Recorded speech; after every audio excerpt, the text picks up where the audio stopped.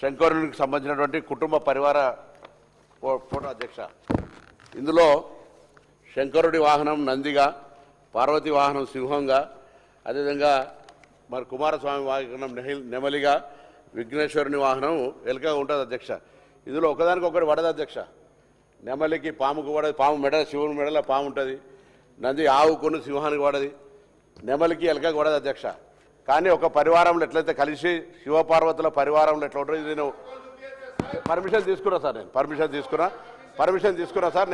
తీసుకున్నా. దీని తర్వాత నేను ఎందుకు చెప్తున్నా అంటే, శివపార్వతులకు సంబంధించినటువంటి ఒక పటంలో వైరుధ్యం ఉన్నటువంటి నెమలి, పాము, ఆవు, అదేవిధంగా సింహం ఎట్లయితే కలిసి ఉండగలుగుతున్నాయో ఒక అంశం మేరకు దైవభక్తికి సంబంధించిన అంశం మీద కలిసి ఉంటున్నటువంటి సందర్భంలో ఒక ముఖ్యంగా బలహీన వర్గాలకు సంబంధించినటువంటి సంక్షేమం ఇలా చాలా అవసరం ఉంది అధ్యక్ష. రైట్, నేను ఈ విషయంలో కూడా మా రాహుల్ గాంధీ గారిని ప్రశంసించదలుచుకున్నాను. ఎందుకంటే ఆయన చెప్పినాడు ఒక మాట, 50 సంవత్సరాలుగా ఒకవేళ మా ప్రభుత్వాలు నిర్లక్ష్యం చేసి ఉంటే అది పొరపాటే, ఇప్పుడు దానికి పర్యవసనంగా సరిదిద్దుకోవాల్సిన అవసరం ఉందనేటువంటి మాట చెప్పడం అనేటువంటిది నాయకుడు గొప్ప లక్షణం అధ్యక్ష. ఇది మామూలు విషయంగా, ఇది ఓపెన్ ఒక పబ్లిక్ ఆడిటోరియం లోపల తలకటోర ఆడిటోరియంలో చెప్పినటువంటి మాట, బహిరంగ సభలో చెప్పినటువంటి మాట అధ్యక్ష. దానికి అనుగుణంగానే తెలంగాణ ప్రభుత్వం ఏర్పడగానే మేము గతంలో కూడా అనేక సందర్భాలు చెప్పినాం అధ్యక్ష. మహాత్మా జ్యోతిబా పూలే గారు కూడా చెప్పినట్టుగా ఏ సమాజమైన అభివృద్ధి సాధించాలంటే విద్యే ప్రధాన ఆయుధం, ఆ విద్య ద్వారానే వెనుకబడిన వర్గాల సమగ్ర అభివృద్ధి సాధ్యమవుతుందనే విశ్వాసంతో ఈ ప్రభుత్వం పనిచేస్తుంది. డాక్టర్ బిఆర్ అంబేద్కర్ గారు పేర్కొన్నట్టుగా విద్య ఉన్న కుటుంబాలే ఆర్థికంగా అభివృద్ధి చెందాయి. ఆ మహనీయుల ఆశయాల మేరకే మా ప్రభుత్వం నిరంతరం కృషి చేస్తుంది అధ్యక్ష. ఇటీవల జరిగిన కుల సర్వే స్పష్టంగా చెప్తా ఉంది, ఎదిగినటువంటి మనుషుల యొక్క ఆలోచన విధానం వాళ్ళ కారణాలను అన్వేషించినప్పుడు అలా స్పష్టంగా కనిపించింది ఒకటే, వాళ్ళు ఎదగడానికి కారణం వాళ్ళ కులమో మతమో డబ్బో కాదు అధ్యక్ష, వాళ్ళ దగ్గర బంగారం కూడా కాదు అధ్యక్ష, వాళ్ళ దగ్గర ఉన్న విద్య కారణంగానే ఎదిగిర్రు. ఇలా ఎదిగిన ప్రతి కుటుంబాన్ని మీరు ఒకసారి పరిశీలించినట్టయితే ఆ కుటుంబంలో విద్యావంతులైన వాళ్ళ వల్లనే ఎదిగింది. కాబట్టి మా ప్రభుత్వం విద్యాపరంగా ప్రత్యేక శ్రద్ధ తీసుకుంది. నేను కాదంటే నేను 300 గురుకులాలు పెట్టిండొచ్చు, కానీ 327 గురుకులాలలో 26 మాత్రమే ప్రభుత్వపరం ఉన్నాయి, 301 గురుకులాలు లేవు. వాటికి ఇవాళ మేము మా ప్రభుత్వం తరఫున ఇంటిగ్రేటెడ్ స్కూల్స్గా మరి అనేక సందర్భాల్లో దయచేసి వాళ్ళందరినీ కూడా సొంత భవనాలు కట్టడమే కాకుండా పిల్లలకు అర్ధాకలితో ఉండద్దు అనేటువంటి ఆలోచనతోటి మరి వాళ్ళందరికీ కూడా మెస్ ఛార్జీలు, డైట్ ఛార్జీలు పెంచినటువంటి కార్యక్రమం తీసుకున్నాం అధ్యక్ష. మేము మంత్రి అయిన కొత్తలా దసరా సెలవులు వచ్చినాయి, దాని తర్వాత పాఠశాలలు, హాస్టళ్ళు తిరిగి ఓపెన్ చేసే సందర్భం వస్తే అనేక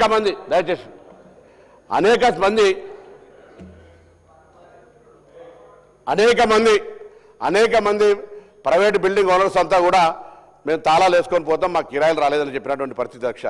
అవన్నింటిని కూడా చెల్లించి ఇలా ప్రైవేటు భవనాల్లో ఉన్నటువంటి అద్దె గురుకులాలు, అద్దె బీసీ హాస్టళ్లకు సంబంధించినటువంటి కిరాయిలు చెల్లించడం ఒకటి, అనేక సంవత్సరాలుగా డైట్ ఛార్జీలు, మెస్ ఛార్జీలు, వాళ్ళకు ఒకవేళ డైట్ ఛార్జీలు చెల్లించకపోతే నాణ్యత గల ఆహార సామాగ్రి ఎట్లా వస్తుంది అధ్యక్ష. అటువంటి నుంచి మేము స్ట్రీమ్లైన్ చేసుకుని వస్తూ ఉన్నాం. ఇలా టీచర్ల నియామకాలు చేపట్టిన గురుకులాలలో అంటే విద్యకి అత్యంత ప్రాధాన్యత ఇచ్చే క్రమం జరుగుతోంది.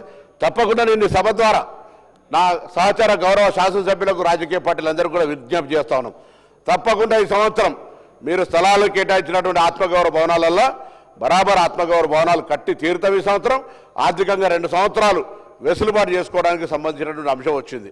డెఫినెట్లీ మేము దానికి సంబంధించి ఇప్పుడు ఈ సంవత్సరం లోపల 12,511 కోట్ల బడ్జెట్ పెట్టుకున్నాం. బడ్జెట్ ప్రకారమే కాకుండా కూడా ఇంకా అవసరమైతే దానికి సంబంధం లేకుండా ఇంటిగ్రేటెడ్ హాస్టల్స్ కావచ్చు, ఇంకా స్కిల్ డెవలప్మెంట్కి సంబంధించి కావచ్చు, కార్పొరేషన్లకు సంబంధించి కావచ్చు, అన్ని రకాలుగా ఎక్కడ కూడా ఇబ్బంది లేకుండా చేసే విధంగా 704 హాస్టళ్లలో 389 ప్రీ మెట్రిక్ సంబంధించి, 315 పోస్ట్ మెట్రిక్ సంబంధించి 74,000 మంది విద్యార్థులను సంఖ్య పెంచే విధంగా మరి ప్రయత్నం చేస్తా ఉన్నాం అధ్యక్ష. ఈ విద్యతోనే సామాజిక న్యాయం, విద్యలోనే ఆర్థిక అభివృద్ధి, విద్యతోనే సమాన అవకాశాలు, ఇదే మా ప్రభుత్వ ధ్యేయం అధ్యక్ష. తప్పకుండా విద్యార్థి సంక్షేమం, దానికి సంబంధించినటువంటి ఆర్థికపరమైనటువంటి అంశాలను తీసుకుపోయే సందర్భంగా మరి కార్యక్రమం చేస్తున్నాం అధ్యక్ష.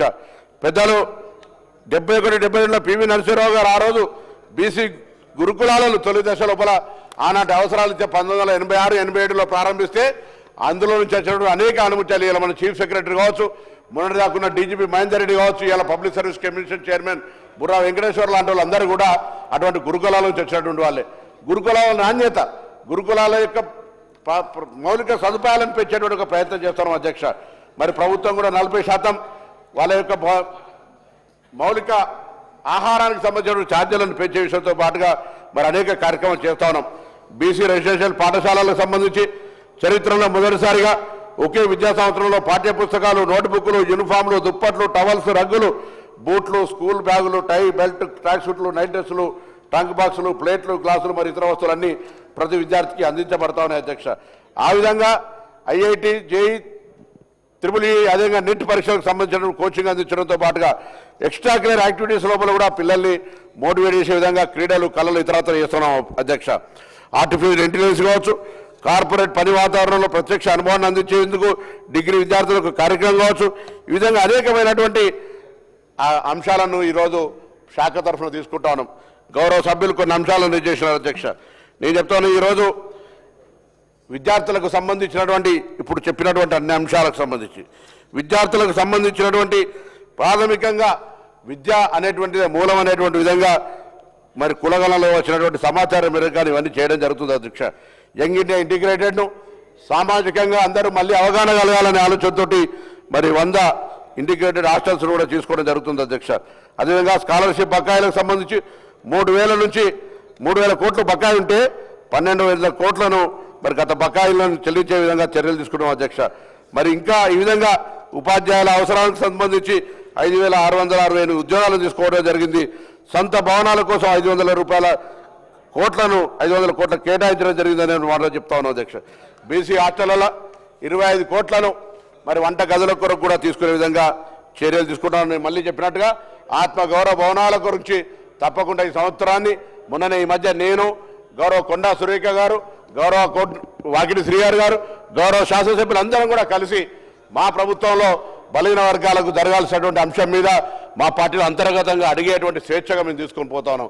గతంలో మేము గత ప్రభుత్వం విమర్శించవచ్చు, ఇంతకుముందు చెప్పినట్టుగా శివ పరివారంలో అందరం కూడా బలహీన వర్గాలకు సంబంధించి ఎవరు అధికారంలో ఉంటే వాళ్ళు, ఎవరు ప్రతిపక్షంలో ఉంటే వాళ్ళకు సంబంధించినటువంటి సరైన సూచనలు చేసి ముందుకు పోయి వాళ్ళ అభివృద్ధికి భాగస్వామ్యం కావాలనేటువంటి ఆలోచనతో నేను సానుకూలంగా చెప్పే ప్రయత్నం చేస్తాను. విమర్శలకు ఎక్కువ తావు లేకుండా ఈరోజు మా ప్రభుత్వం అన్నిటికంటే ముఖ్యంగా ఒక సమగ్రంగా సర్వే నిర్వహించి 42% సంబంధించి ముందుకు పోయే ప్రయత్నం చేస్తున్నాం అధ్యక్ష. అసలు 42% కోర్టులో ఉన్నమాట తెలుసు, కానీ 50% కోటాకు ఈడబ్ల్యూఎస్ ఆటంకం కానప్పుడు బీసీల రిజర్వేషన్లు అందులో ఉన్న ఎంపైరికల్ డాటా ఉన్నట్టయితే అనేక కోర్టు తీర్పుల్లో కూడా ఉంది. ఎంపైరికల్ డాటా ఉన్నట్టయితే తప్పకుండా వాళ్ళ రాష్ట్ర సమాచారం మేరకు ముందుకు పోవచ్చు అనేటువంటి ఆధారంగా ఇవాళ మేము ఈ యొక్క కార్యక్రమం తీసుకున్నాం అధ్యక్ష. రాష్ట్ర వ్యాప్తంగా సర్వేలు నిర్వహించడమే కాదు, రాష్ట్ర వ్యాప్తంగా అందుకు సంబంధించినటువంటి చట్టపరంగా చర్చ చేసి అన్ని రకాల కార్యక్రమాలను మేము తీసుకొని ముందుకు పోతాను అధ్యక్ష. అందుకే ఈరోజు మాకు సంబంధించినటువంటి ఈ బీసీలకు సంబంధించినటువంటి కుల సర్వేను చట్టం చేసుకొని గవర్నర్ గారి ఆమోదంతో కేంద్రం పోయిన తర్వాత ఈడబ్ల్యూఎస్ లాగానే మరి పాస్ అవుతుంది కావచ్చు అనుకున్నాం అధ్యక్ష. కానీ ఒక మాట మాత్రం ఈ సభలో తప్పకుండా కాంగ్రెస్ పార్టీ కార్యకర్తగా, మంత్రిగా, శాసనసభ్యుడిగా మా పార్టీ మీద మా ప్రభుత్వం బీసీలకు ఒక సామాజిక చైతన్యానికి, సామాజిక న్యాయానికి ఛాంపియన్ అయిన కాంగ్రెస్ కేంద్రంలో అధికారంలోకి వచ్చినటువంటి ఏ ఈడబ్ల్యూఎస్కి ఎటువంటి ఆటంకాలు లేని విధంగా రిజర్వేషన్ల సంఖ్య పెంచబడ్డదో మేము ఆనాడు దాన్ని వ్యతిరేకించలేదు. రేపొద్దున కూడా బీసీలకు సంబంధించి జిత్తున ఆబాదుతున్న ఇచ్చేదారి బరాబర్గా తీసుకుంటాం. ఎవరికి కూడా అపోహ అవసరంలే. ఇది రాజకీయంగా నిర్ణయం తీసుకుంటే ఈడబ్ల్యూఎస్లో జరిగినటువంటి 10 నిమిషాల పని అధ్యక్ష. ప్రధానమంత్రి గారు తలుచుకుంటే ఒక 10 నిమిషాల లోపల ఈ యొక్క మేము పంపినటువంటి ప్రతిపాదనలు ఆమోదింపబడతాయి అధ్యక్ష. ఇవాళ మేము తెలంగాణ అందరూ కూడా బలహీన వర్గాల నాయకులు సంతోషపడాలి. ఎందుకంటే కేంద్ర ప్రభుత్వం కేంద్రంలో అఫిడవిట్ ఇచ్చింది అధ్యక్ష. మేము కులగణన చేయమని సుప్రీంకోర్టుకు అఫిడవిట్ ఇస్తే రాష్ట్ర ప్రభుత్వం తీసుకున్నటువంటి దానికి అనుగుణంగా ఇవాళ కేంద్ర ప్రభుత్వం తల ఊకి అఫిడవిట్ని వెనుకకు తీసుకొని కులగణన సర్వే చేయడానికి ఒప్పుకుంది. ఇవాళ మనందరం కూడా కలిసి కులగణన సర్వే లోపల హౌస్ లిస్టింగ్ దాని లోపల బ్యాక్వర్డ్ క్లాస్ ఇల్లు మెన్షన్ చేయలే, దాని మీద పోరాటం చేసేటువంటి ప్రయత్నం చేద్దాం. మొన్ననే జాజుల శ్రీనివాస్ గారు కొంత బీసీ నాయకులంతా కూడా ఢిల్లీలో ఒక ప్రోగ్రాం పెట్టొచ్చినారు అధ్యక్ష. మనం కూడా ఈ సభ ద్వారా కేంద్ర ప్రభుత్వము బలహీన వర్గాల కుల లెక్కలు చేస్తా అన్నప్పుడు హౌస్ లిస్టింగ్ లో కూడా పెట్టాలనేటువంటి డిమాండ్ మనం చేయాల్సిన అవసరం ఉంది అధ్యక్ష. అందుకు సంబంధించి సభ ద్వారా అందరం కూడా కలిసి మరి కులాలకు సంబంధించినటువంటి హౌస్ లిస్టింగ్ కూడా చేయమని చెప్పి సందర్భంగా కోరుతున్నాం అధ్యక్ష.